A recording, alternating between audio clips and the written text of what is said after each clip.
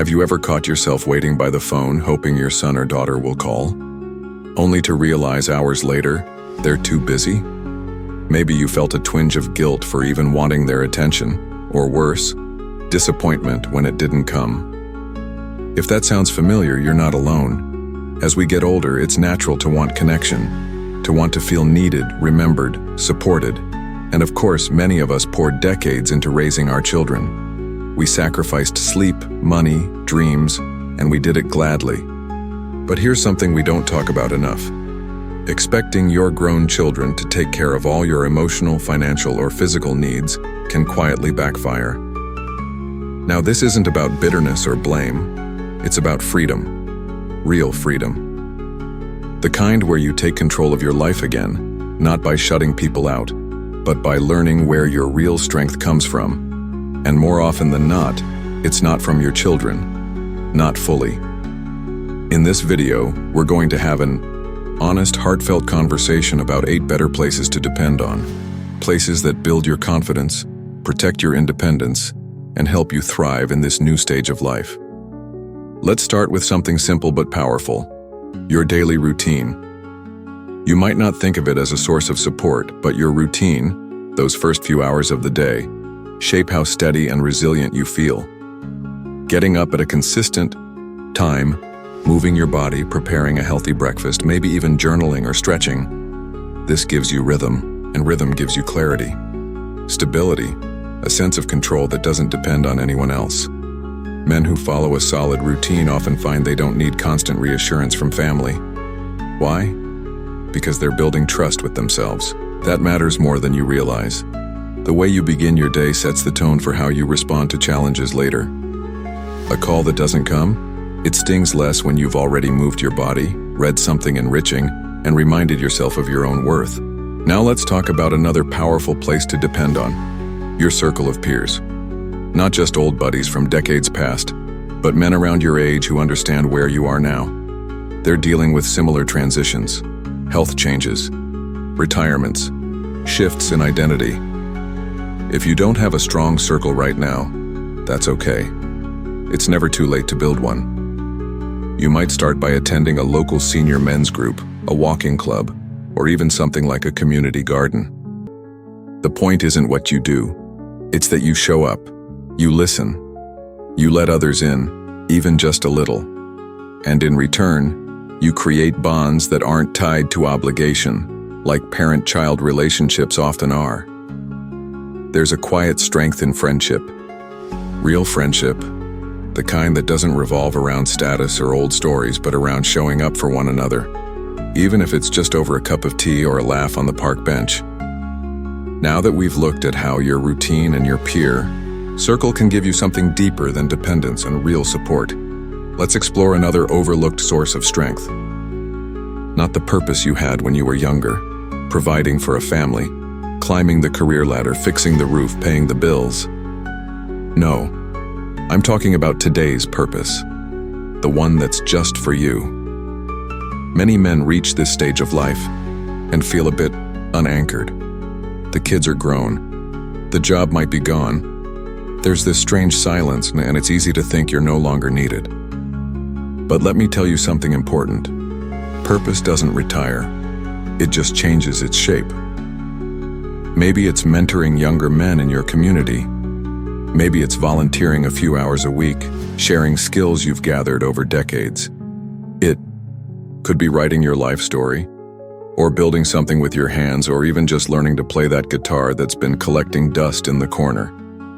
When you reconnect with a sense of purpose, something meaningful that gives you a reason to get up with curiosity, you stop waiting on your children to validate your life. You begin to validate it yourself, and with that, let's move to another source of strength that's often overlooked: your health system, both body and mind.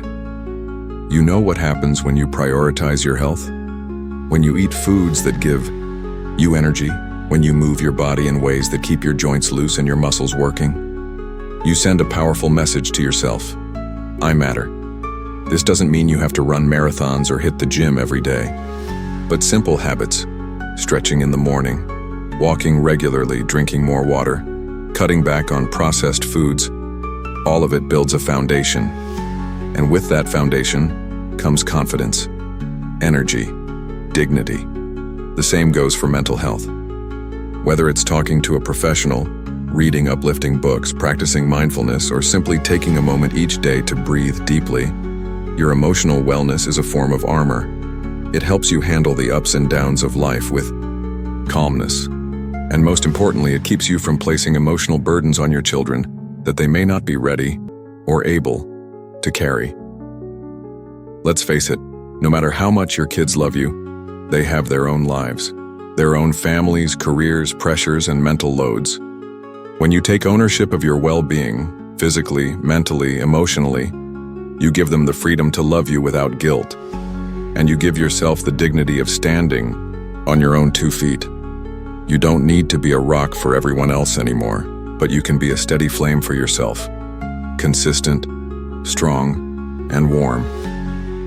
So far, we've looked at your routine, your friendships, your purpose, and your health, all strong places to build your foundation. But there's another one, quiet and often invisible, that can give you tremendous support when you truly understand its value. Now, this isn't about religion, unless that's important to you. What I'm really talking about is spiritual grounding, that quiet sense that life still has meaning, even in its quieter seasons, that you are still part of something valuable, even when the world feels like it's moving on without you. For some men, that's found in prayer. For others, it's found in nature, the stillness of the trees, the rhythm of the ocean, the way the stars show up every night without fail. And for many, it's found in simply sitting still and remembering that peace doesn't come from what others give you. It comes from what you recognize within yourself. When you stop relying on your children for all your joy, and instead tap into something eternal, whether it's your faith, the wonder of the natural world, or a quiet moment of gratitude, you feel centered, calm, rooted. Like no matter what happens around you, you are okay. You are enough. And that leads us into something else deeply practical and empowering: your financial independence. Money is a sensitive topic, especially as we get older. Maybe you're living on a pension. Maybe you've downsized.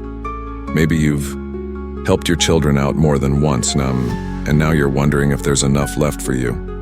Here's what I'll say to you, man to man. Your financial dignity matters, not because money makes you important, but because it gives you choices. Choices give you freedom. Freedom protects your peace. Even small steps, learning to budget more intentionally, speaking with a retirement advisor, cutting unnecessary expenses, or finding small ways to earn on the side, can bring back a sense of control. And control is powerful. When you can make decisions about your life without asking your children for help every time, it strengthens your confidence. It lets your relationships breathe, without the tension of money sitting quietly in the background. And finally, let's talk about one last place that you can and should depend on: your own wisdom. You've lived, you've learned, you've failed, won, loved, lost, built things, rebuilt yourself. That experience isn't just background noise. It's fuel. It's your advantage. Don't sell it short. When the world changes fast and when technology moves quicker than you can keep up, when your children live differently than you did, it's easy to feel outdated. But hear me clearly. Wisdom never expires. Whether you use it to guide a younger man, make smart decisions, or simply live with grace, your perspective is valuable. And when you trust your own judgment, when you know you can count on yourself not out of pride but out of experience, it changes how you walk through life. You don't have to chase approval. You don't have to wait on a call. You don't need to guilt trip your kids or feel abandoned when they forget something, because you know who you are, and that is enough. So remember this: your children can be part of your life, joyfully, lovingly, but they are not the foundation of your life. You are. And when you build your life around these deeper sources of support, routine, friendship, purpose, health, spirit, finances, and wisdom, you don't just survive this season, you thrive in it. You live it fully, on your own terms. If this message resonates with you, I'd love to hear your thoughts in the comments. Share your story, your experience, or even just a word that describes how you're feeling today. And if this video helped you in any way, go ahead and give it a like and subscribe for more real conversations like this. You deserve guidance, not fluff. Here's to your strength. Here's to your freedom. Here's to living your best life at any age.